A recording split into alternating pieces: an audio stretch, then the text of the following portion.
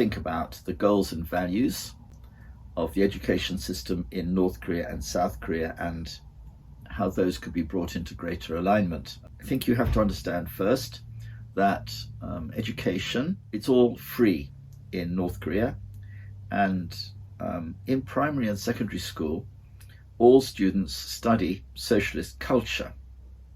And this includes, of course, the contribution of the Kim family, Kim Il-sung, Kim Jong-il, and Kim Jong-un. Children are taught that the state should implement a cultural revolution through the education system. So all people who labor physically in the society should be made into builders of a socialist and communist society with both cultural awareness and technical skills for the occupation they have. And ideological education should be combined with technical education. And this is achieved in North Korea in part by combining study and work.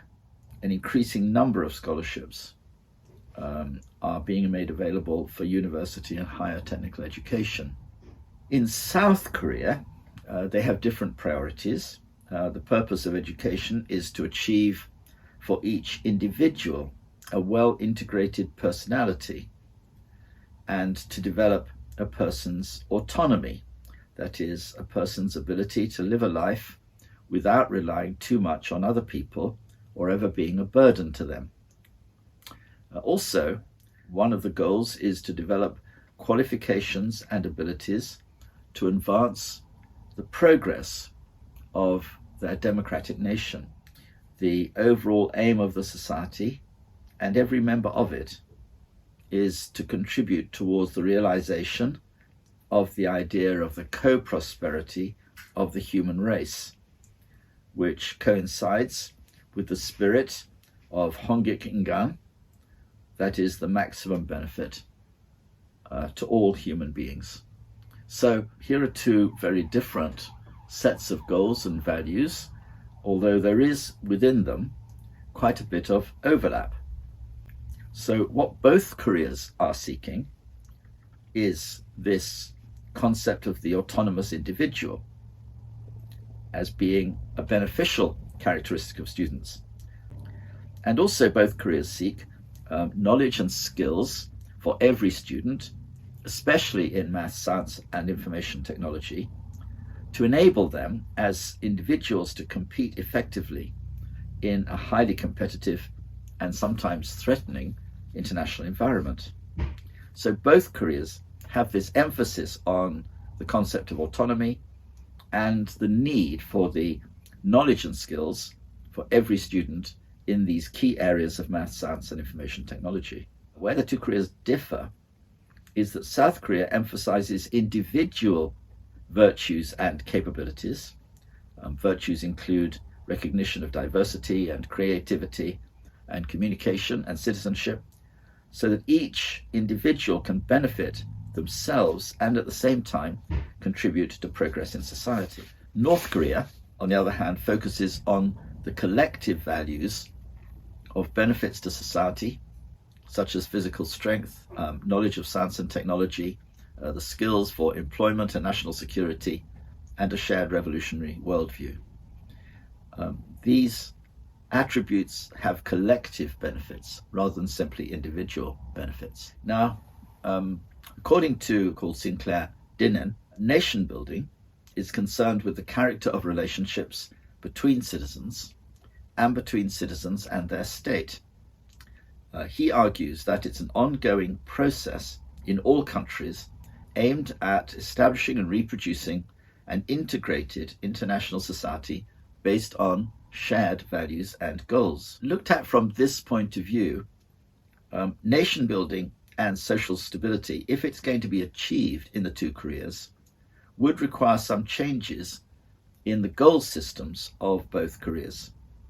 And the two main changes it would require would be, firstly, a shift away from the focus on individual skills and achievement or on national economic growth, both of which are at root materialistic towards an emphasis on every child developing a cooperative rather than simply a competitive mindset. And it's also vital that instead of simply thinking about their own personal objectives, all students also seek to build relationships more effectively within their families and communities and across society. So there's a shift here that's needed from the focus on the individual and their competitive abilities against every other student to a much more cooperative approach to thinking, how do we do these things better together rather than simply as individuals? So this change from a competitive to a cooperative mindset requires teaching children and students what we call relational literacy. That is, a greater understanding of how to relate effectively to people in different roles in society, such as parents or other relatives or teachers or employers or managers or local community officials. So this points to certain changes in the curriculum as well. In South Korea, the curriculum seeks to promote diversity through different regions and schools, and to reflect the interest and wishes of parents as well as those of local employers. And there are specific features at a local level which are decided in South Korea at a metropolitan or provincial office of education. This contrasts with North Korea, where the curriculum is set at a detail level across the whole of the country, is controlled by central government, and the curriculum is totally uniform everywhere across North Korea.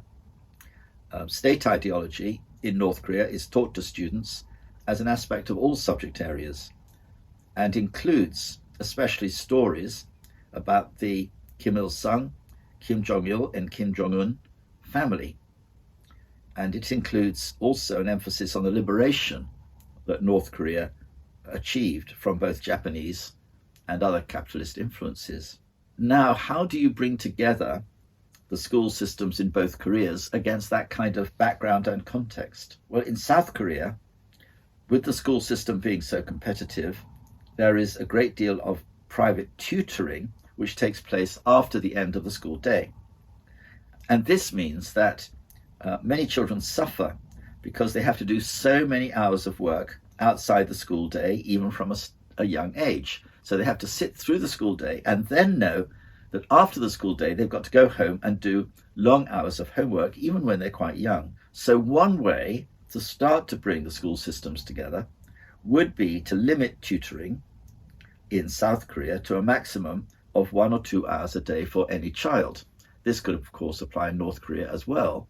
But what it means is that if the children can only have a limited amount of tutoring, there will be enormous pressure from parents to ensure that the teachers during the school day are doing their job effectively and teaching their children well. I think in North Korea, a first step might be to teach ideological perspectives in the broader context of international experience. So it would then enable a North Korea student to see their own society from a much broader perspective than thinking that the only system of government available, or the only good system, is their own system. It would be important to increase opportunities for university and college education to those coming from schools outside Pyongyang, and to raise standards of provincial universities to level up opportunities for students coming from areas outside Pyongyang. Now, many of these things are already on the North Korean government agenda. They are very concerned about education, very committed to raising the technical level of their students. But I think there is a need to broaden the perspective of students to see their society in ways that the wider international community see it, because otherwise they're never going to relate effectively to people who come from a different starting point. If you think about how is it possible then to have shared values and policy goals in the Korean Peninsula by bringing together North and South Korea, I think these would be perhaps 4 or 5 of the main shared values and policy goals that could be adopted by both Koreas. Firstly, teach students to understand that strong relationships within families and with friends are at least as important for personal fulfillment and happiness as individual career success. And they're certainly as important for national progress. Secondly, to integrate this relational focus into the goals, values, and curriculum of all schools and universities. And then thirdly, create a better balance between cooperation and competition within schools.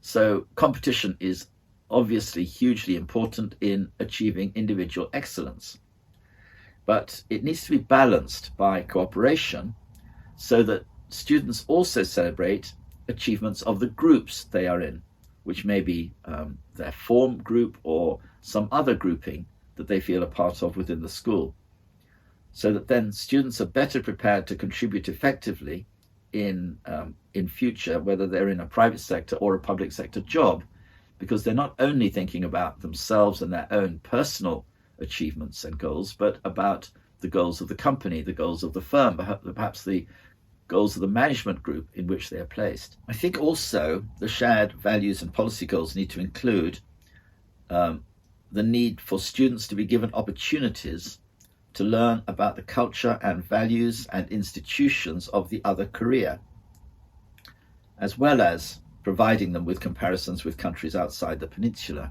If there is to be reunification of the Korean peninsula, it's vital that students in South Korea appreciate and know about all the positive aspects of education in North Korea, and similarly that the students in North Korea understand all the positive aspects of the educational system in South Korea.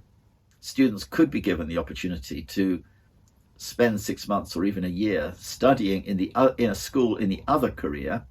If as many students as possible could have that experience, they would get to know students in the other Korea, and they would get to experience how the education works there as well. And that could have enormous benefits in terms of building a sense of camaraderie and friendship with students coming from the other Korea, and an appreciation of how their system works and what they're trying to achieve. What we call relational literacy, that is having the skill to be able to relate to a student with a totally different cultural background and coming from a very different set of goals and expectations, is incredibly important, not only for how the two Koreas relate to one another, but to the ability of Korea to build effective relationships with people coming from all the other countries of the world. All of those things, I think, provide a perspective on potential shared values and policy goals between the two Koreas.